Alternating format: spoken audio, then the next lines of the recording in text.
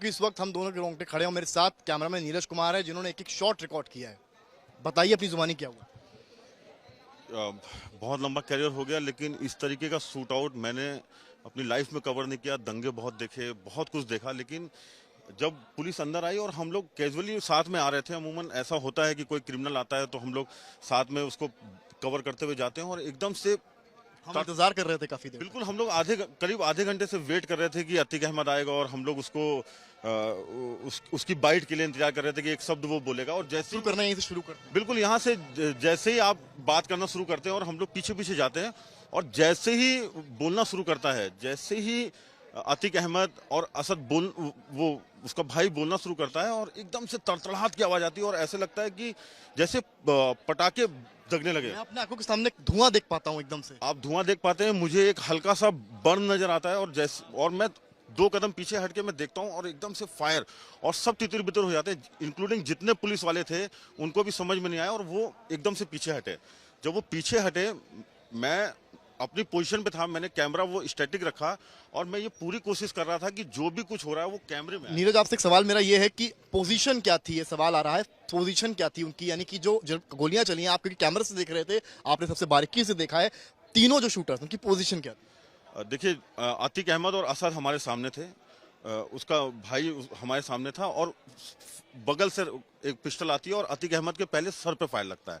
जैसे ही सर पे फायर लगता है और एकदम से तड़तड़ाहट शुरू होती है, और सब जितने भी लोग थे वो कम से कम 2-4 कदम पीछे हटते हैं, तो एक राइट हैंड साइड पे, एक लेफ्ट हैंड साइड पे, और एक यहाँ से, मतलब तीनों तरफ से उसको घेरा हुआ था, और बेतहाशा फायरिंग हो रही थी।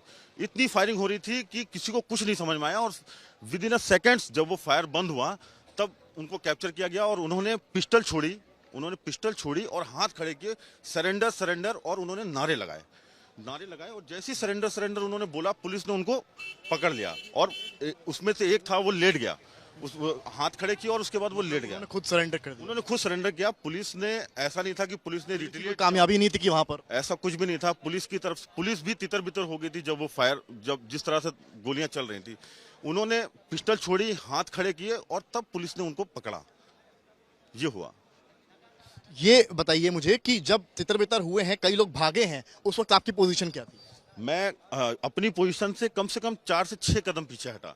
4 से 6 कदम। आपकी खरोच भी आई है? मेरे को एक फायर बर्न थोड़ा सा, एक फायर बर्न थोड़ा सा हुआ है, खरोच मेरे कैमरामैन को भी आई है, क्योंकि कैमरा पकड़े थे, उनका ध्यान इस पर था कि वो आज तक के लिए एक बेस्ट फ्रेम तैयार कर सकें, क्या विजुअल कैप्चर कर सकें। अपनी बात जारी रखिए। जब मैं 4-6 कदम पीछे हटा और वो तीनों लोग मेरे फ्रेम में नजर आने लगे जो फायर कर रहे थे, मैंने अपनी जगह को होल्ड किया, और वहीं से मैंने पूरा जो मुझे लगता था कि जो बेस्ट हो सकता है अपने आप को, और उसको सेव करते हुए मैंने वहां से वो फ्रेम बनाया, और वो मुझे लगता है कि आपके जरिए आज तक पहली तस्वीर दिखा पाया जिस वक्त ये शूट आउट हुआ है। हम ही इकलौते चैनल थे जिन्होंने लाइव वहां पर। नहीं, बिल्कुल हम लोग ग्राउंड पे रहते इसीलिए हैं कि अपने दर्शकों को जो भी बेस्ट हो सके वो दिखाएं, और हम यहाँ से साबरमती तक गए, जितनी फोर्स थी वो हमको यहाँ पे नजर नहीं आ रही थी।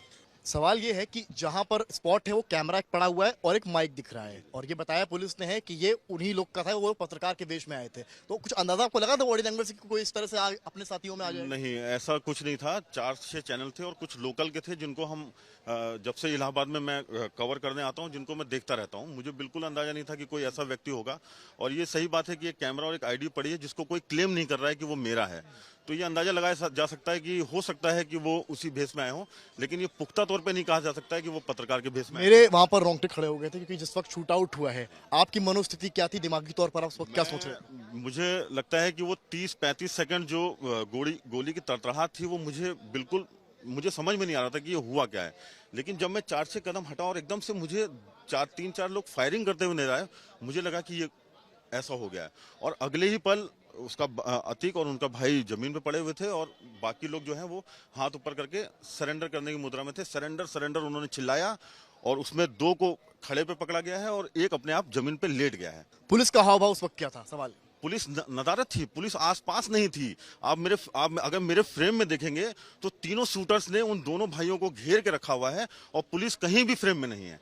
पुलिस अपनी खुद जान बचा रही थी? बिल्कुल जान बचा रही थी, बिल्कुल जान बचा रही थी पुलिस। आपको मैंने वाइट उस बात की फिक्र नहीं थी वहां कितने पत्रकार खड़े हैं?